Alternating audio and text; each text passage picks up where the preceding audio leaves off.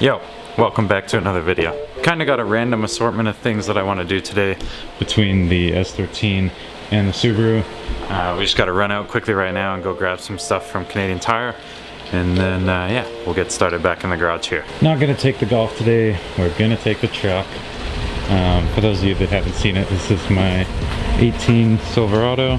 It actually looks quite a bit different from the last time it was on the channel, so I guess none of you have seen it unless you follow my Instagram. But yeah, it's kind of my new style for it. It used to be 22s and 33s, which is quite a low profile tire, and now it's on 17s and 34s. If you guys are down to see kind of like a walk around of the truck or something like that, let me know. I don't know if you guys are interested in that kind of stuff, but yeah, like I said, a few random things that I want to take care of today, or try to at least. I want to start addressing the little bits of rust that the S13 does have, just so that once the JZ is in the car and it's running, I don't have to deal with fixing little rust spots, anything like down here, or stuff that'll be hard to get to once it's all put together. I'd rather just do it now and get it over with. I also want to mock up these wide fenders that need a little bit of work to fit properly. The Subaru needs it's pretty simple. It just needs a washer on the power steering pump. I did the power steering pump on this about a week ago, and I guess I forgot to put a washer back on this line right here. So when I went to start the car, it kind of shot power steering fluid everywhere, and now it doesn't hold pressure, so the pump doesn't work properly, and I don't want the pump to go bad, so we'll probably address that too. Main focus will definitely be the S13 though. I want to get it up on stands, pull the wheels off, the suspension out, and I'll probably pick up some Pour 15 from Canadian Tire and just see if there's any spots that I should put that stuff and try and prevent any sort of rust starting in any areas. But yeah, I'm gonna run to Canadian Tire quick.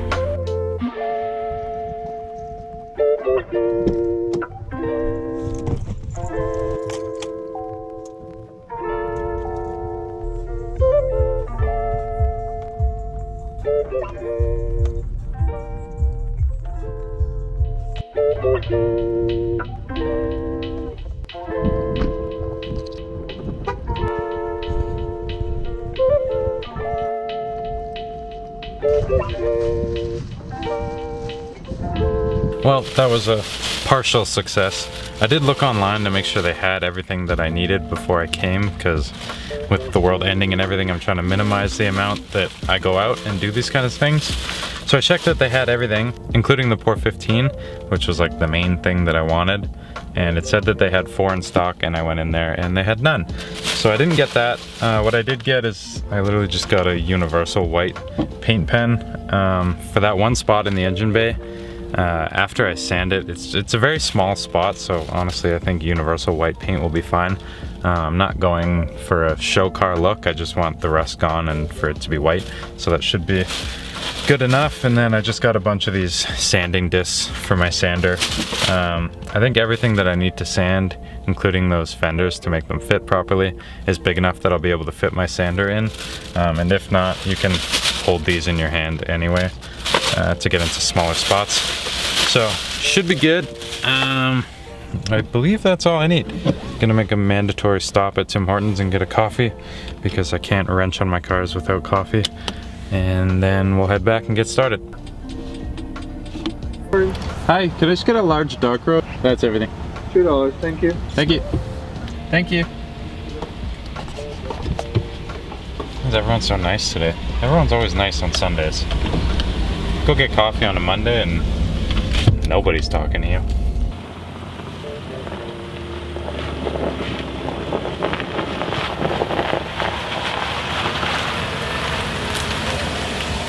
So I should have everything I need for today. Now all I have to do is shut this garage door and get the heaters going and try and warm it up in here a little bit.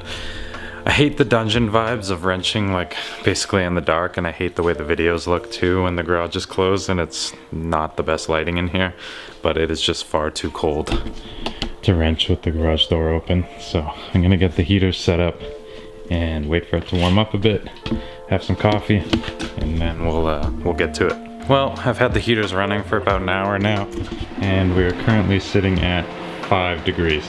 So that's just gonna have to do for right now. I also decided I'm probably gonna keep the Subaru stuff separate from the S13, and we're just gonna focus on this thing today. I wanna try and make as many videos for you guys as I can, so we'll just keep the cars separate and try and make more videos. Okay, first things first, gonna get the car off the ground and on jack stands, and then pull the wheels off, and we'll decide what to do first.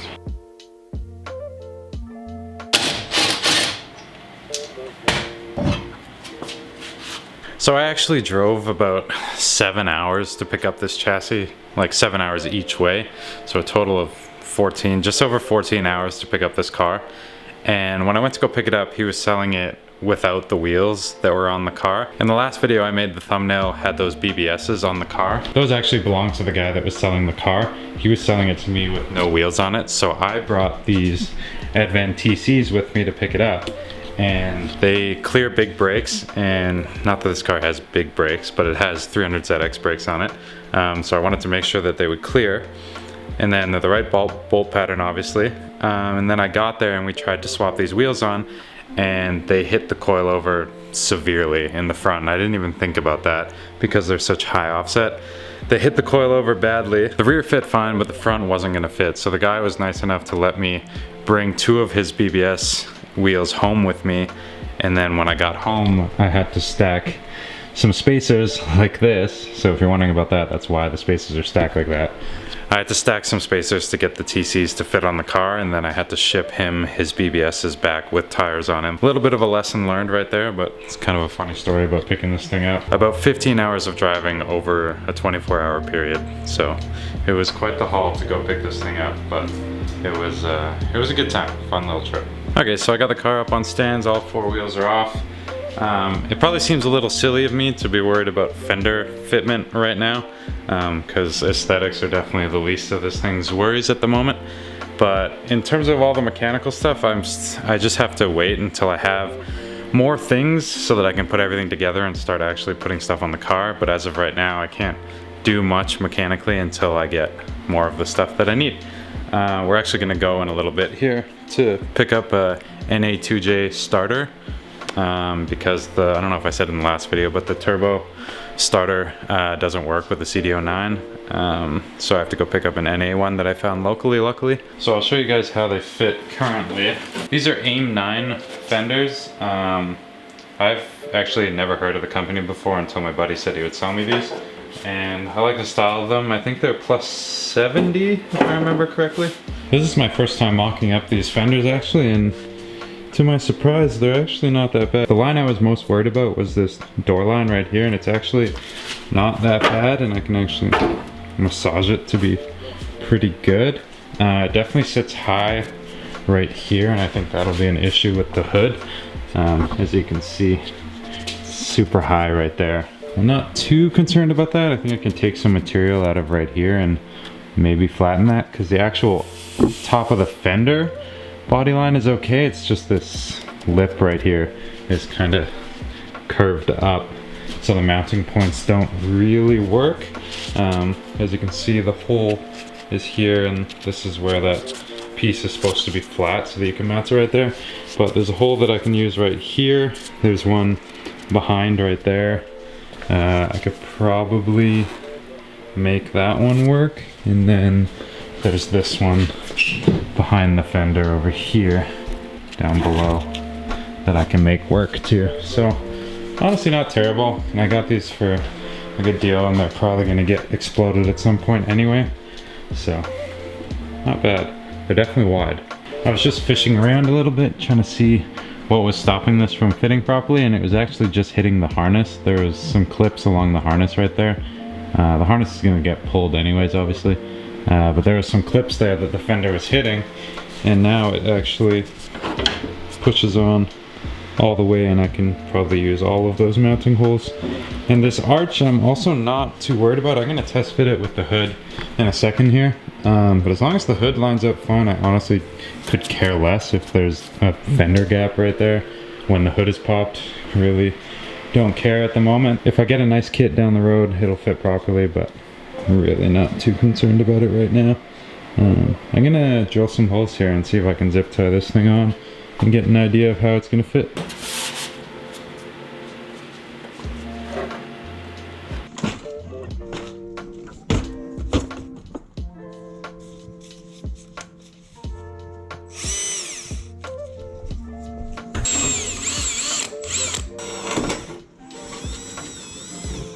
I drilled some holes and they actually lined up pretty good.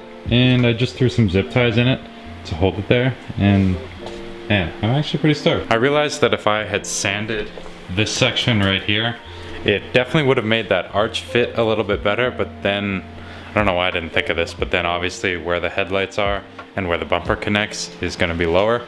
Having issues with lining up the headlights in the front bumper would definitely be a lot worse than just this high point right here. And like I said, I am not expecting this to be a show car. Like, I want it to look good, but I'm not too worried about little stuff like that right now. Door fitment is pretty mint too, no contact. Made sure to check that before I drilled holes. I did almost forget. And then I think my side skirts cover the bottom here because the fitment's not the best down there. So I'll throw my skirt on and see how it fits.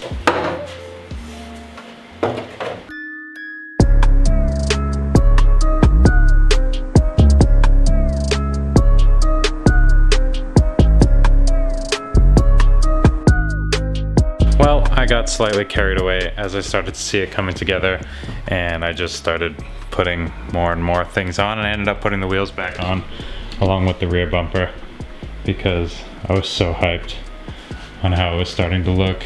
I threw in one headlight and tossed the hood on, and I'll show you guys the rear bumper. I'm missing the center garnish for the rear, so it still looks kind of jank. There's supposed to be a piece that goes from right here and then up a little bit and all the way across, and then the 240 badge, like, I think it's just a reflector, but it looks like a taillight in the middle. I'll probably get the 180 SX taillights and centerpiece anyway. Overall, I'm pretty happy with how everything fit, actually. The hood and the fender definitely is a little worse than I thought it was gonna be. As you can see right there, it's decently arched over the hood. The hood is definitely sitting a little lower because there's no latch on the car right now. I think it'll sit closer to right about there. So it's not horrible, but it's not great. I think I can just sand this down. It's pretty thick right there, so I don't think I'll like go through or anything. I think I can lower that enough that I can tolerate it. In terms of this fender gap right here, I don't see much of a solution there. It's just poor design, or not poor design, but just a bad piece, I guess. Fender's not the best, but for what I paid for it, I'm not too bummed about it. But the rear bumper and the side skirt fit pretty damn mint, honestly. Like, there's minor gaps and stuff like that, but that's just 240 things, I think. I haven't touched this side yet, but I'll get around to it. I don't have to film that side. I just wanted to show you guys one side. Getting it done. Definitely still needs a little bit of tweaking, but man, I'm happy. It starting to look like something. I don't know what, but it's starting to look like something. It was a little overwhelming looking at it when it was in a million pieces. That's probably where I'll leave this thing for today, and then another day, next couple days, I'll start on the rust removal in a few spots, but yeah, that'll be it for tonight. I'll catch you guys in a few days.